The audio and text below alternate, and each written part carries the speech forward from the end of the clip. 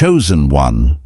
Something was done to you recently, something designed to break you in front of people. It was ugly, it was deliberate, and for a few of those moments the weight of it was so heavy that you weren't sure which version of yourself would come out the other side. But then something unexpected happened. You didn't break, you didn't explode, you didn't fold in public or spiral in private in ways that gave anyone the satisfaction they were waiting for. You held, and the world, the same world that watched what they did to you, is now watching how you're moving through it. They're impressed, not in a way that requires your performance, not because you played a role or executed a strategy.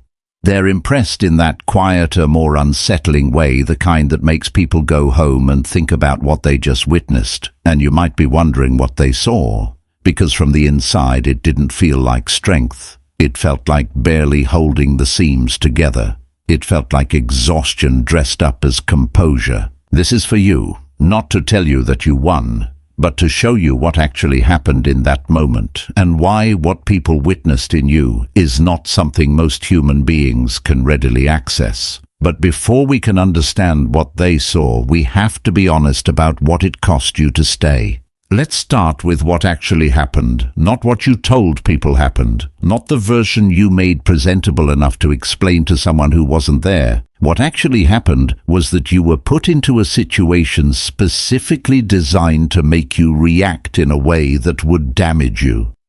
The people involved weren't confused or careless. They were deliberate. They knew where to push. They knew what would sting. And they created conditions specifically intended to catch your response on the other side, to have something to point to, something to replay, some proof that you were exactly who they needed you to be for their narrative to work.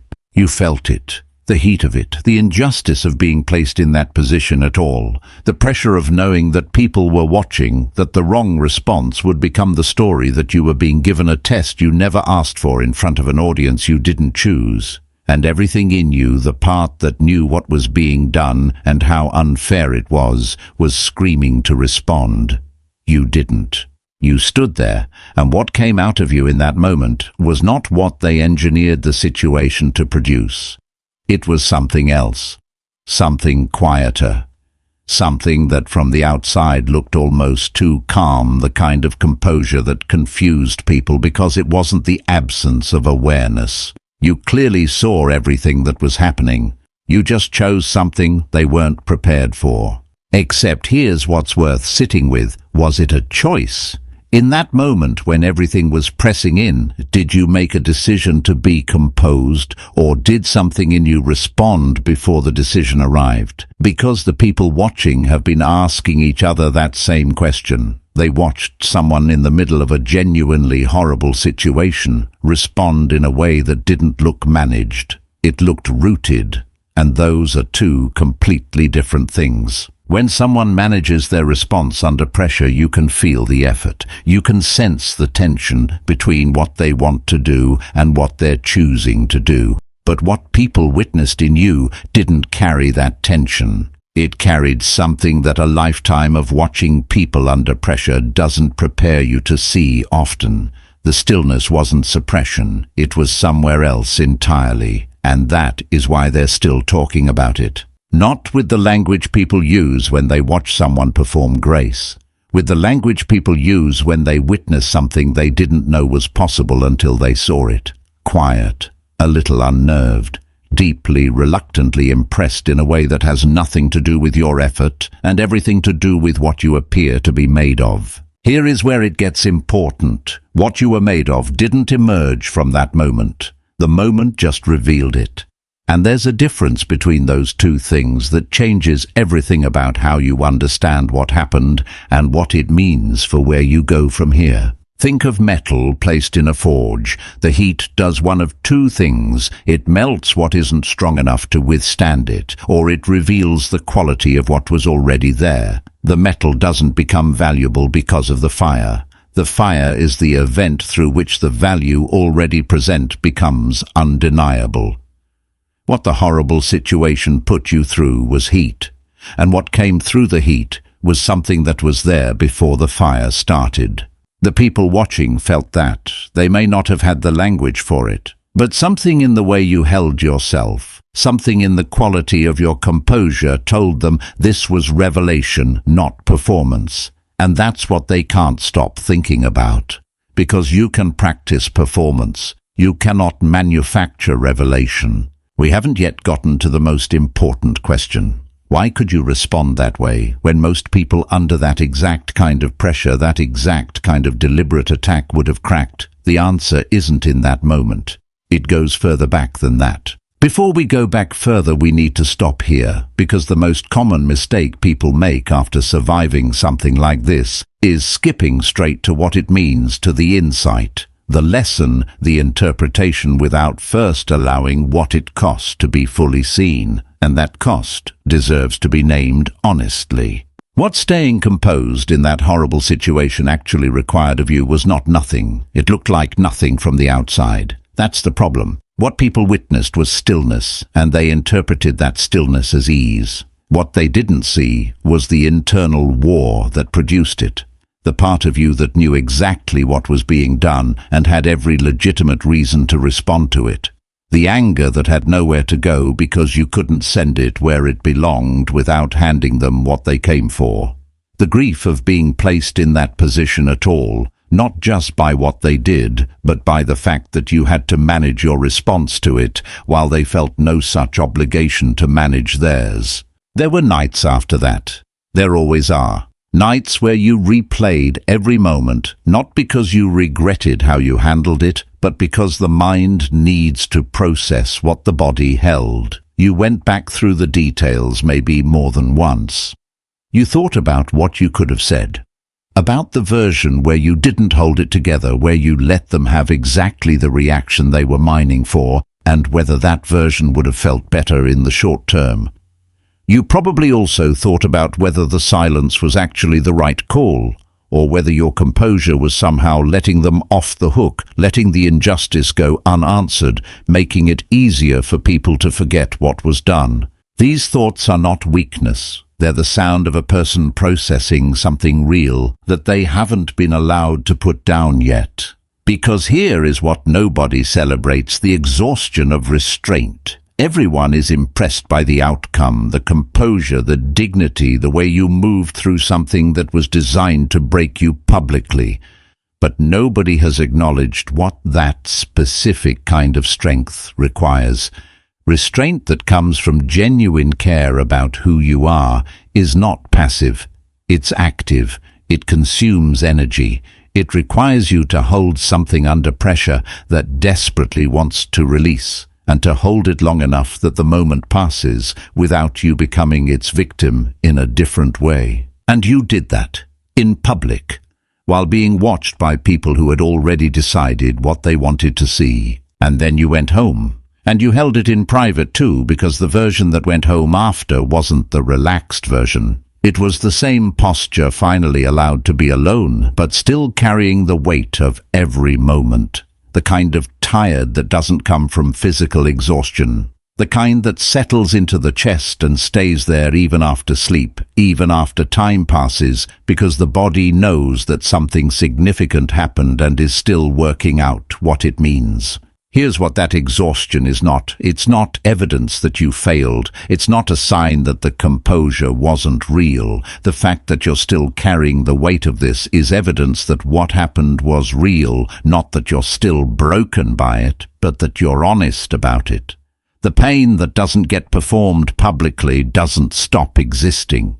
The cost that no one acknowledged didn't go away because it went unwitnessed. It's still here.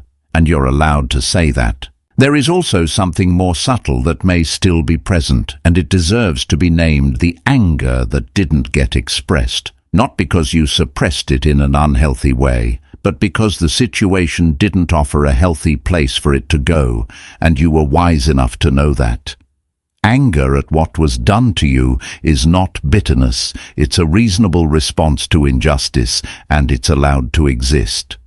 The question is not whether to feel it, but what to do with it. And what you did was refuse to let it dictate your response in a moment where the response mattered. That's a different thing than not feeling it. and the difference matters for how you carry what comes next. The book of Genesis tells the story of Jacob wrestling through the night with an angel, not a comfortable fight, not a quick one.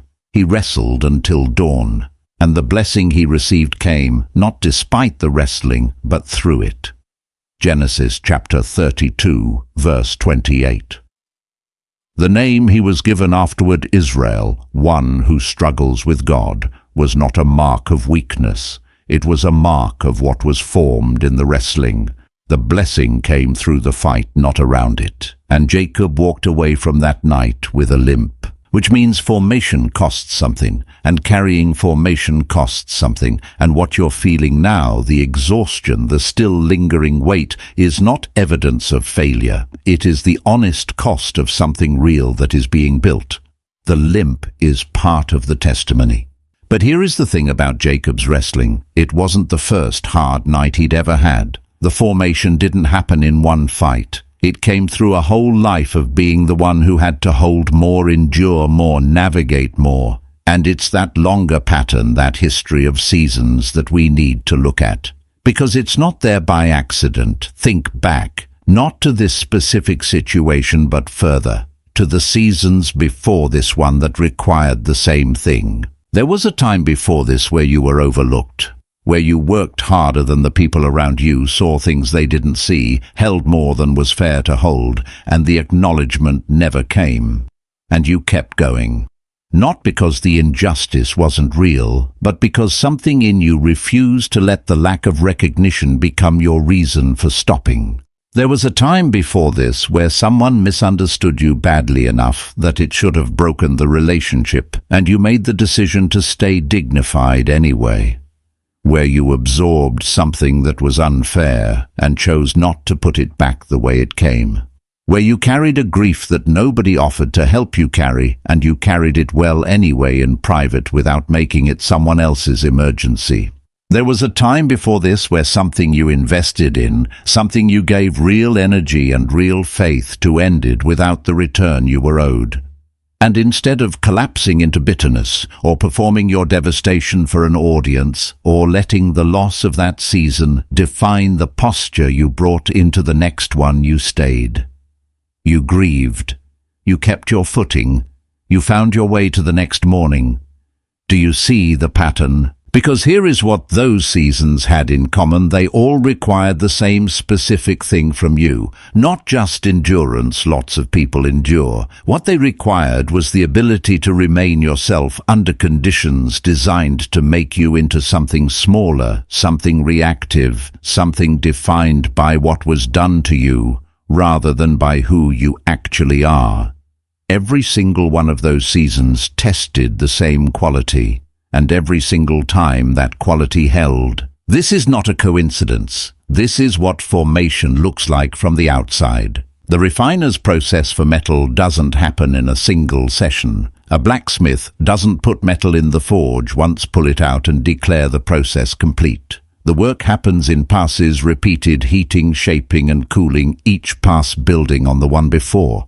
The metal doesn't remember each individual session as a distinct event. What it carries is the cumulative result of all of them, the total shape and strength that the repeated process produced. And no single pass of the forge can produce what only the accumulated passes can create. That is what your previous hard seasons were. Not random suffering, not punishment, not evidence that you drew a short straw in a world of unfairness. They were passes through the forge, each one refining something, each one building on what the last one shaped. And the quality that showed up in that horrible situation, that was not produced in that moment, that was the cumulative result of every previous pass. The seasons of isolation, the times when you had to navigate something hard without the support of people who understood what was happening to you, built something. Not just tolerance for aloneness, but the specific capacity to remain grounded when the room isn't with you, when the majority is wrong, when the crowd wants you to react, and joining them would be the easiest thing in the world. The seasons of being misunderstood, The times when you were interpreted badly by people who didn't have the whole picture, and you had to choose between defending yourself in ways that would have escalated and staying quiet in ways that were costly built something. They built the specific capacity to hold your peace when every instinct is screaming to correct the record.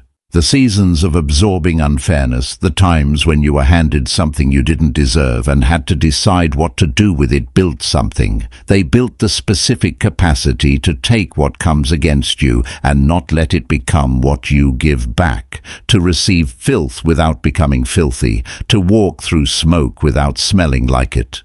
Isaiah chapter 48 verse 10 says, "I have refined you, though not as silver. I have tested you in the furnace of affliction." This is not a metaphor for something spiritual happening somewhere else. This is the description of something that was happening in you through those seasons, a process, a refinement, a deliberate shaping that your life was the material for.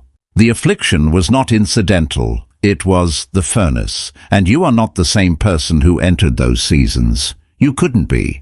That's what a furnace does.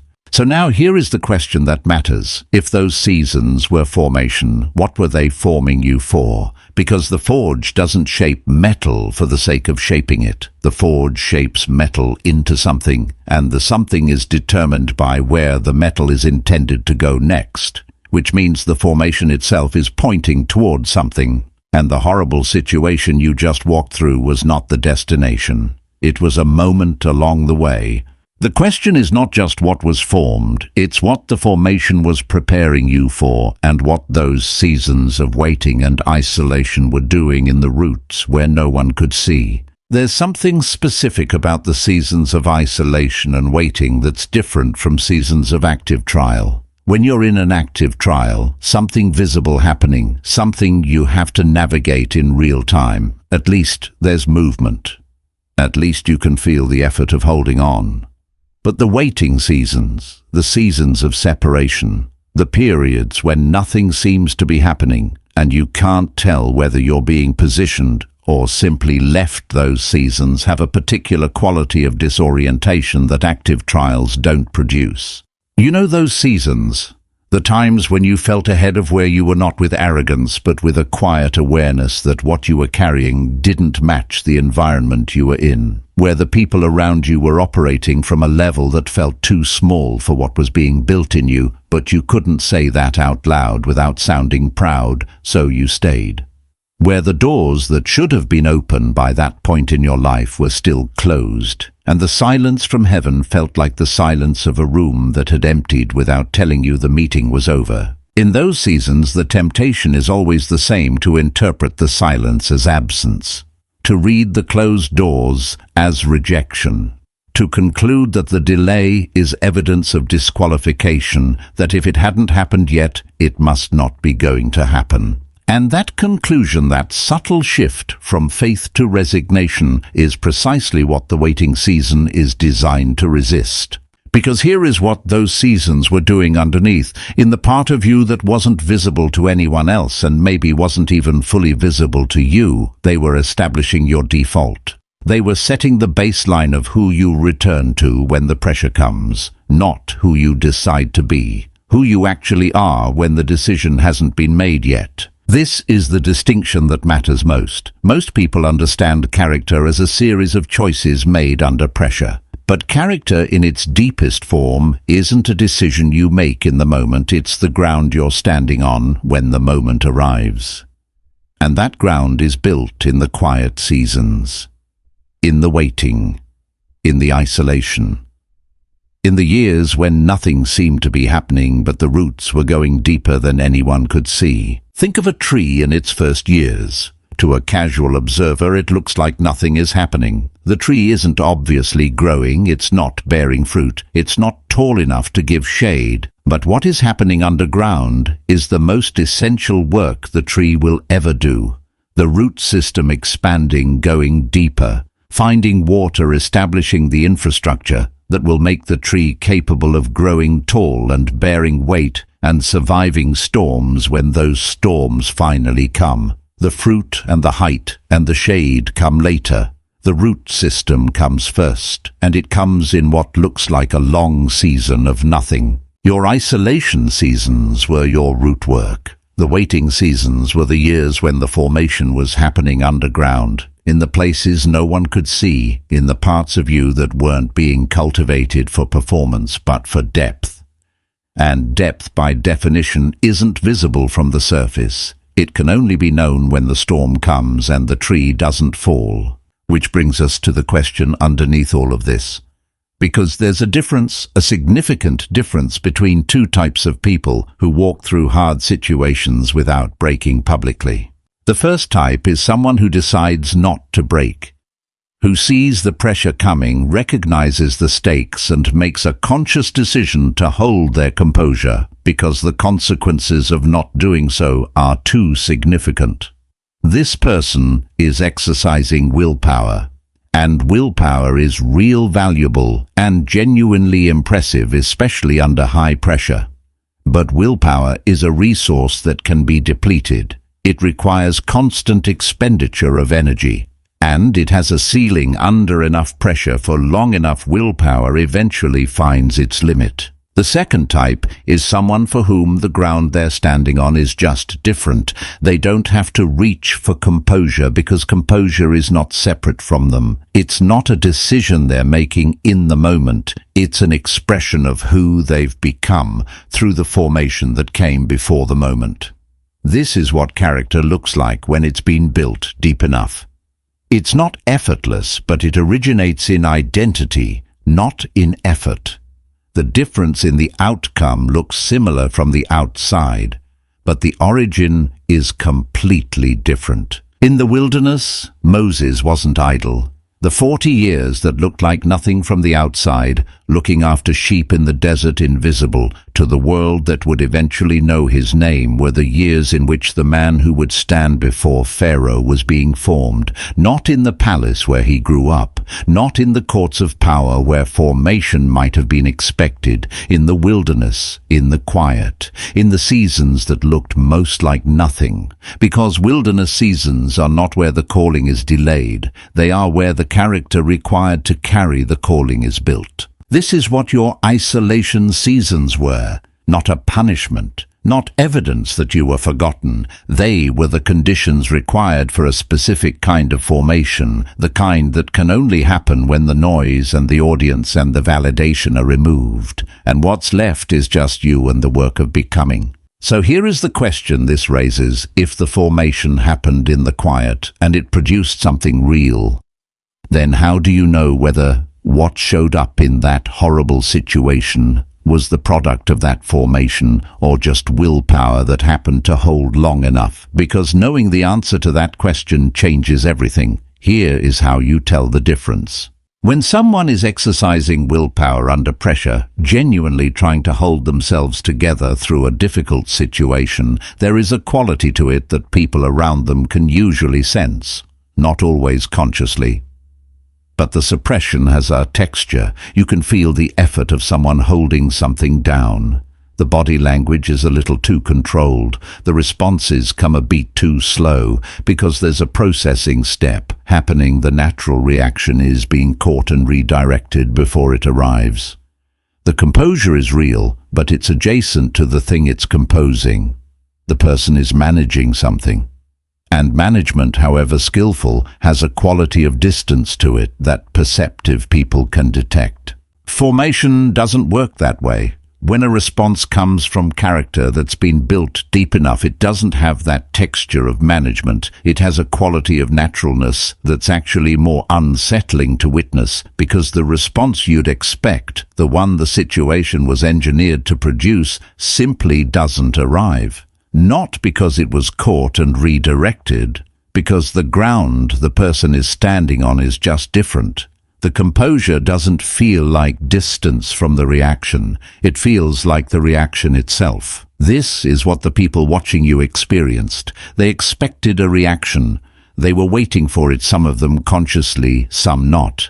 And when it didn't come, not as avoidance, not as performance, not as a strategic choice held together by visible effort, but genuinely something shifted in the room. because what they were watching wasn't someone holding themselves together. It was someone for whom together was already the ground they stood on.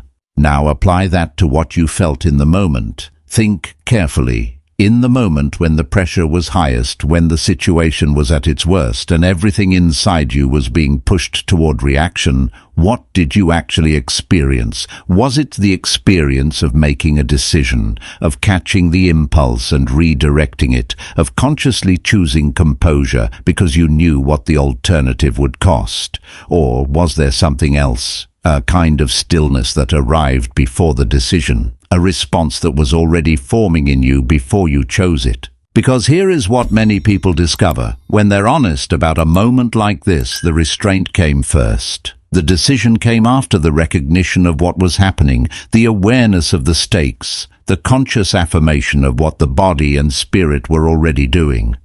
But the ground itself, the thing the response came from, that was already there. That didn't require manufacture. That's formation. Matthew chapter 7 verse 17. A good tree produces good fruit, and a bad tree produces bad fruit. The tree doesn't decide in the moment to produce the right kind of fruit. It produces what it has been formed to produce from the roots up. What you produced in that horrible situation, the fruit of that response, the quality that people witnessed, was not produced in the moment. It came from your root system, from who you have been formed into through all the seasons that came before. And that means the response was not a performance you delivered. It was a revelation of what's actually there. There's an important distinction worth making here because this can be misunderstood. Recognizing that your response came from formation is not the same as claiming you're inherently better than the people who would have broken under the same pressure. Formation is not an achievement of character. It is a gift produced through a process that was often painful, that you didn't choose for yourself, that cost you things you would have preferred not to lose. The formation was done to you as much as through you. Recognizing it is not pride, it's honesty. What it does mean is that what showed up in that moment is real. It's not a fluke, not a lucky hold, not a one-time performance you won't be able to repeat. It came from somewhere, and the somewhere it came from still exists. The formation that produced that response didn't disappear after the situation ended. It's still in you, the same root system, the same ground, the same cumulative result of everything the forge has done. The people watching you sensed this. They couldn't have articulated it the way we are articulating it now, but they felt the difference between someone holding it together and someone for whom together was already the posture. And that's why they're still thinking about what they saw, because it raised a question they didn't expect to have to ask. Where does that come from, and can it be learned, or must it be formed? The answer, if they're honest, is that it can't be replicated in a moment. It was built in a process, and the process is not available to people who haven't gone through the seasons it requires. Which is why the horrible situation was not just something that happened to you. It was something that was coming for you specifically because what you'd been through had prepared you for something that needed to happen in front of people who needed to see it. The situation wasn't random, and neither was your response.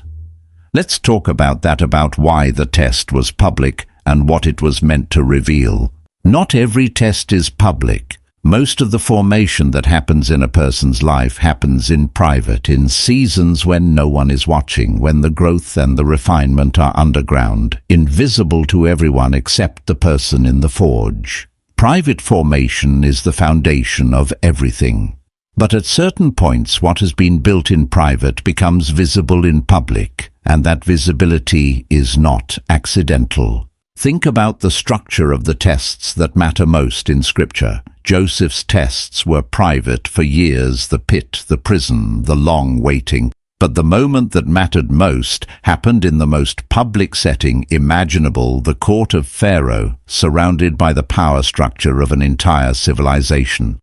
David's formation happened in the fields in isolation, practicing faithfulness when no one was watching. But the moment that changed his story happened in front of two armies. The public test in both cases was not the formation. It was the moment the formation became undeniable. This pattern is not incidental. There are moments in a person's formation where the only way the next chapter can begin is for the current level of formation to become visible in a way that cannot be denied or misread.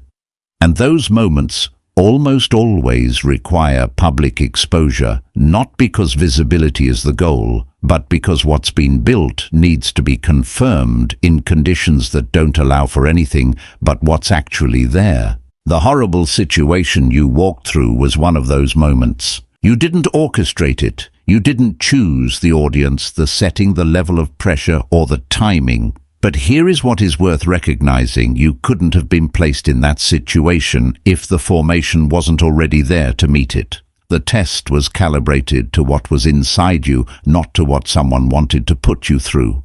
The people who engineered the situation were working with their own motives, cruelty, manipulation, a desire to see you break. But what they ended up doing without understanding it was handing you an exhibition that you were already equipped to pass. You walked into that fire already formed. The fire just made it visible. And who was watching? Some of them were the people who arranged the situation, and they saw something they weren't prepared for. Some were bystanders who had no dog in the fight and had no particular stake in what happened to you, and they saw something they couldn't stop thinking about afterward. Some were people who matter to what comes next in your life, the ones who needed to see what you're made of before certain doors could begin to open. The witnesses were not accidental. They were part of the function. Because here is how the forge works in a master smith's hands. The metal doesn't get placed in the fire randomly. It gets placed in the fire at the specific moment when the composition is right, when enough previous passes have built in the properties the metal needs to respond correctly to the heat. Too early, and the fire does damage rather than refinement. Too late, and the opportunity has passed. The timing of the placement is as important as the fire itself. And a master smith knows when the metal is ready. You were placed in that situation at the moment. You were ready, not ready in the sense of having no pain, no fear, no genuine struggle with it. Ready in the sense of having been formed with enough depth that the heat could do its revealing work without destroying what was being revealed. The result was visible to everyone watching, something that didn't melt, didn't crack, didn't collapse under conditions specifically designed to make it do all three. What they saw in you was not a person who decided to handle something difficult gracefully. What they saw was the quality of what you're made of, held up to the light by heat that was trying to do the opposite. And here is the distinction that has been building through everything we've covered so far. What they saw was not a decision made in the moment. It was a revelation of who you had already become. A decision looks a particular way. You can see the effort in it. You can sense the gap between the impulse and the choice. You can feel the work of someone holding themselves together. A revelation looks different. It doesn't have that texture of effort and distance.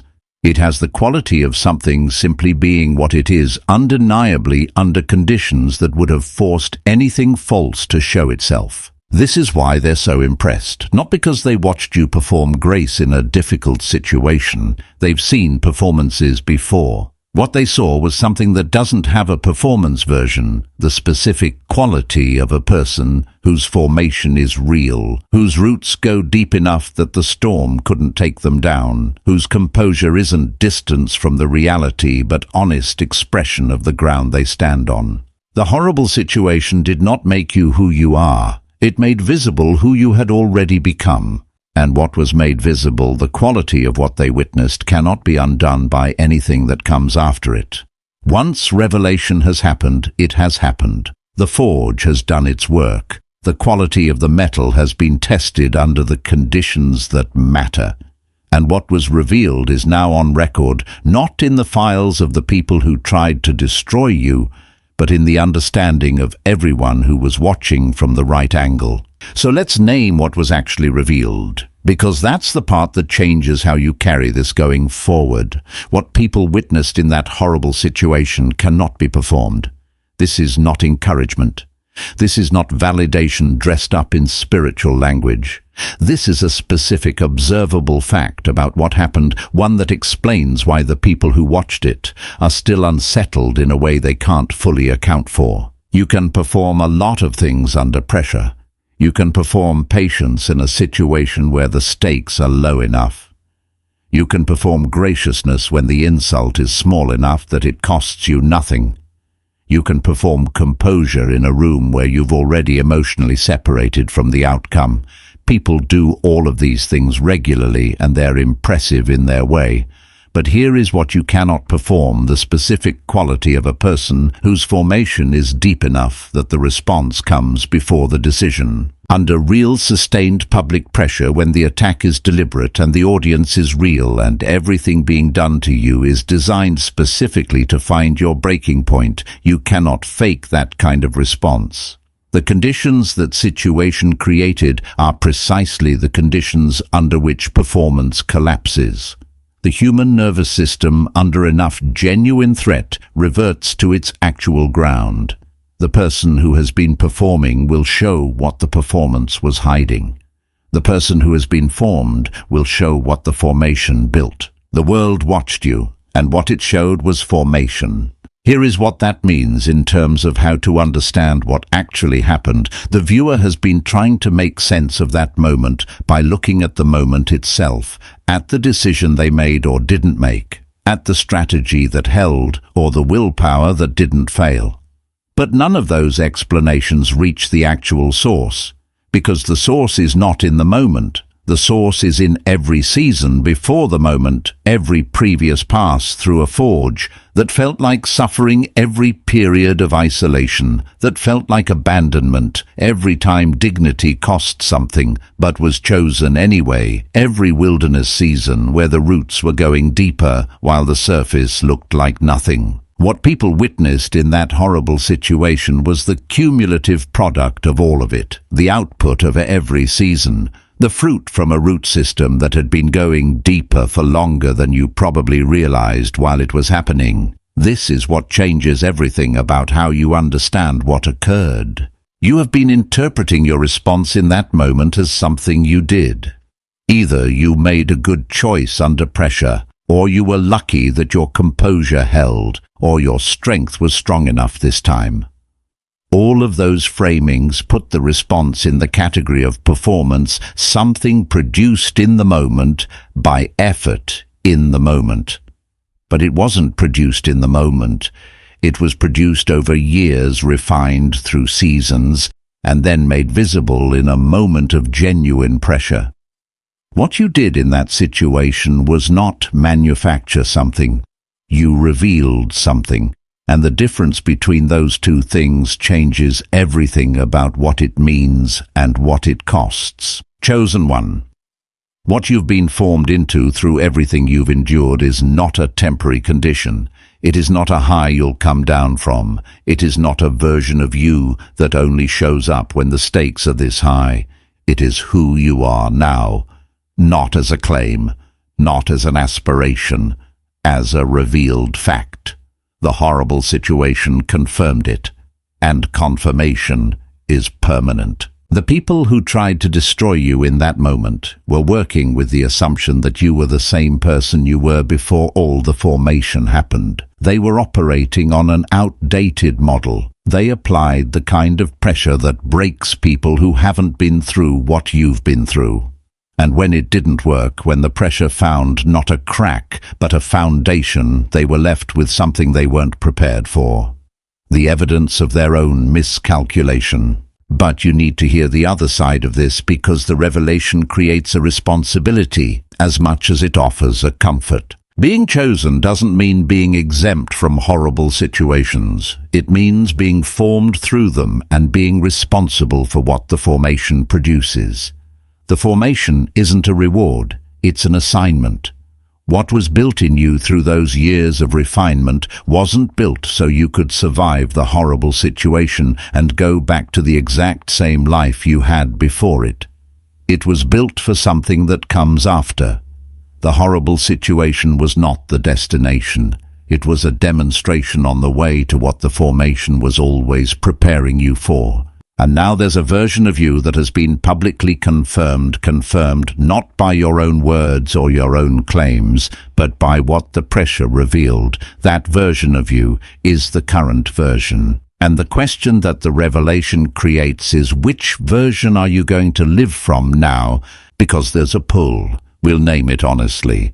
There's a pull toward retreating from what was revealed, toward living small after something big happened, toward seeking acknowledgement from the wrong people, toward over-explaining what occurred to audiences who don't have the context to receive it, toward responding to what comes next from the posture of someone still in that situation rather than from the person the situation revealed. That pull is strong. It's familiar. And it will try to convince you that retreat is safety. It isn't. It's a different kind of loss, and it's the one we need to talk about now. After a season like this, after going through something genuinely horrible, after holding it together publicly, after the revelation and the exhaustion and the slowly settling understanding of what actually happened, there is a pull that most people don't talk about because it doesn't look like weakness from the outside. It looks like caution, it feels like protection, and it is in its own way a form of self-care. But if you let it run long enough, it becomes something else entirely. The pull is toward retreat.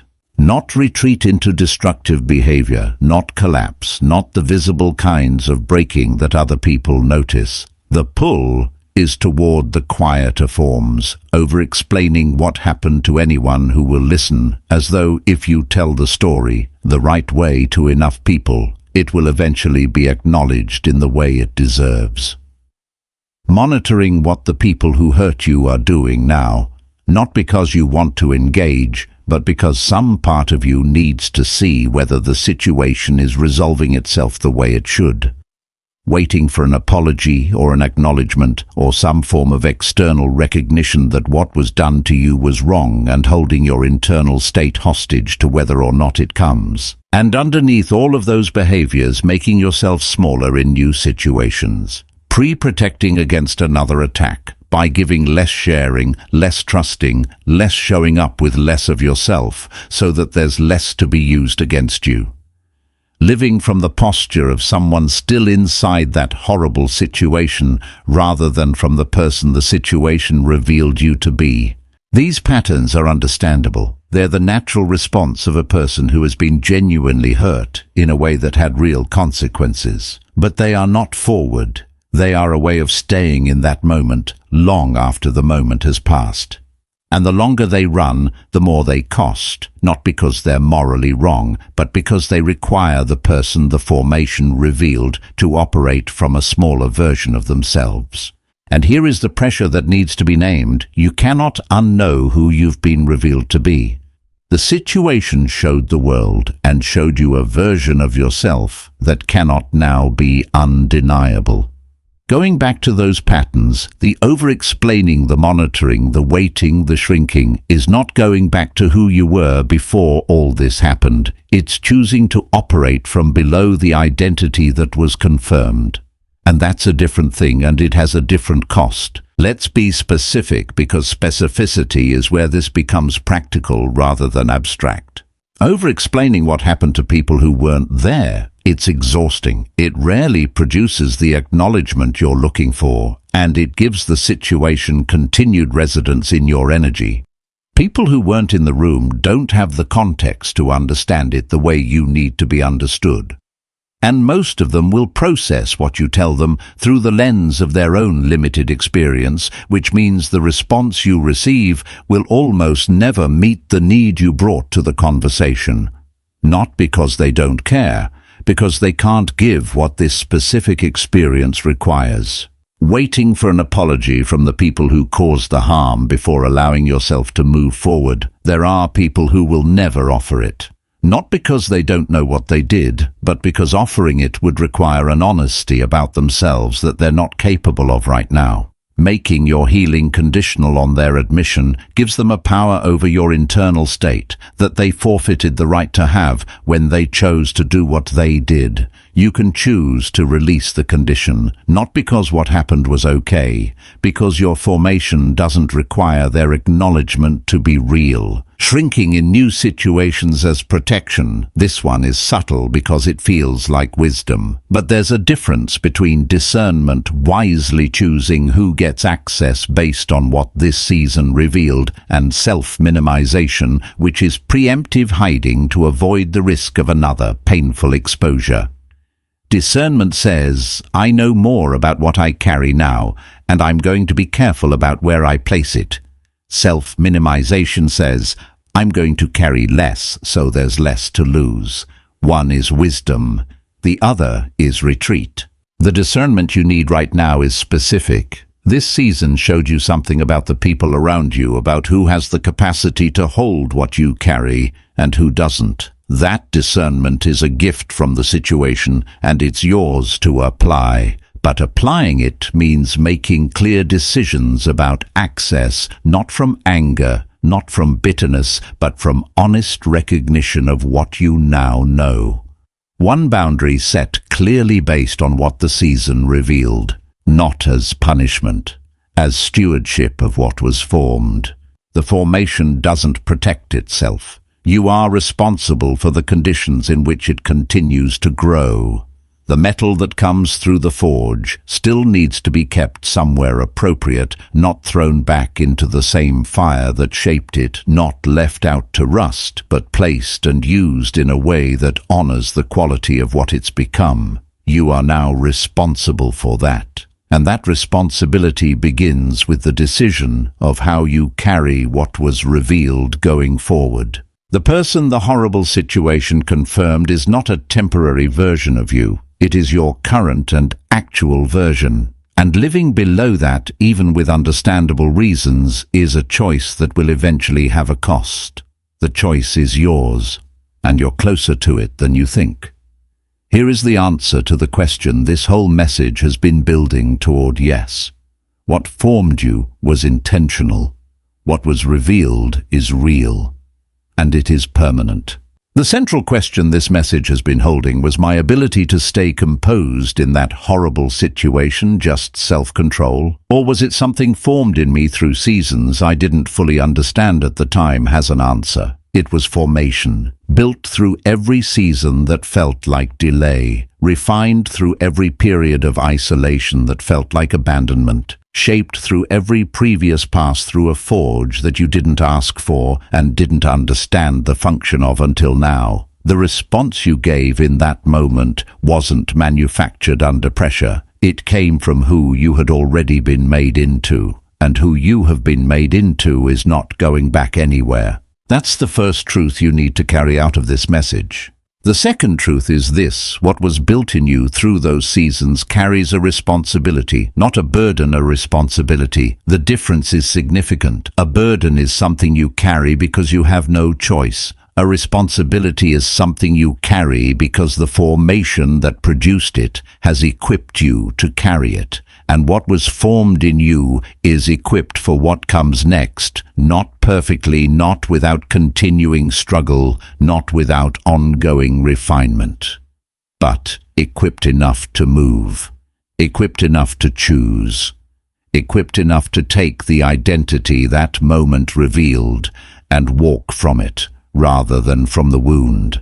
So here is the climactic choice, named as plainly as possible. You can walk forward as the person that horrible situation revealed you to be, making decisions from that identity, setting clear boundaries from that knowing, entering relationships and opportunities from the ground of who has actually been formed. Or you can retreat into the smaller version of yourself, replaying the situation, waiting for conditions to improve or people to acknowledge what happened before allowing yourself to operate from who you actually are. Both paths are possible. Only one is forward, and forward looks specific. It looks like this. Stop over-explaining what happened to people who weren't there. You don't owe anyone a version of this story that they have the capacity to understand in the way you need to be understood. The people who need to know what happened to you already know it. They were there, or they were told by someone who was, or they sensed the truth in the difference between the two accounts. You don't have to perform your credibility to audiences who haven't asked you to. Stop waiting for an apology from those who caused the harm as the condition for being able to move forward.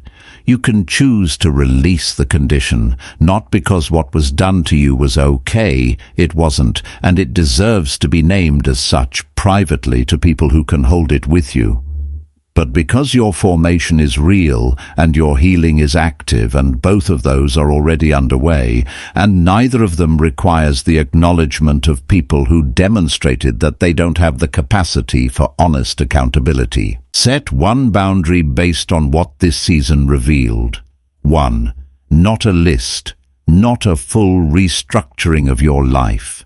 One clear limit applied with wisdom and without aggression, based on what the people around you demonstrated they can and cannot hold. This is not punitive. This is stewardship. The formation that was revealed in you is something worth protecting, not from all difficulty, but from the specific environments that showed themselves to be misaligned with what you carry. Make one decision this week from the person the horrible situation revealed, rather than from the fear of another situation like it. One decision about something that matters, something you've been approaching from a posture of protection, made instead from the identity that was confirmed. This is faith translated into action, not passive, not waiting, choosing. The power reversal is this: you are no longer a person surviving what happened to you. You are a person whose formation was made visible by it. The situation tried to define you by your breaking point, and discovered that the breaking point it was looking for wasn't there. What was there instead was something it couldn't use. That's a permanent fact now. The situation confirmed it, the witnesses saw it, and the confirmation cannot be taken back. Chosen one, this is what it means to carry that name. Not that you are exempt from horrible situations. The formation that is real never produces exemption. What it produces is the capacity to go through what others cannot, and to come through it with something that becomes the evidence of what the formation actually did. Your story is not over. It has not resolved into comfortable certainty. The grief may still be present. The anger may still need somewhere to go. The exhaustion may still be working its way through your body and your spirit. All of that is true and allowed and real. And also, what was formed in you is permanent. What the situation revealed is yours.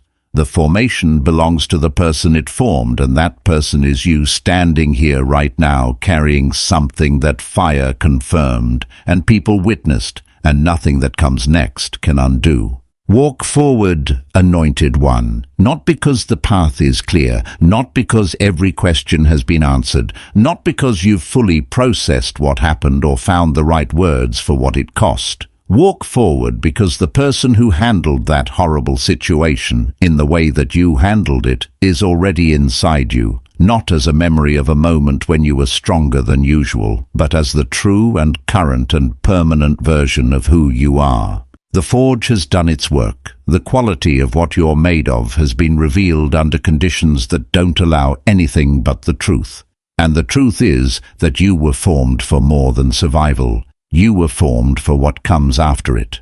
And that's why they're so impressed. Not because you gave a performance, not because you kept your cool through a clever strategy, but because what they saw in you was something that cannot be manufactured, and they know it, even if they don't have the words for it. They witnessed a person whose formation is real, and real formation under real pressure is the rarest thing people ever get to see. They'll be thinking about it for a long time, and now you know why. If this message spoke to what you've been carrying, leave a word in the comments, whatever this brought up for you.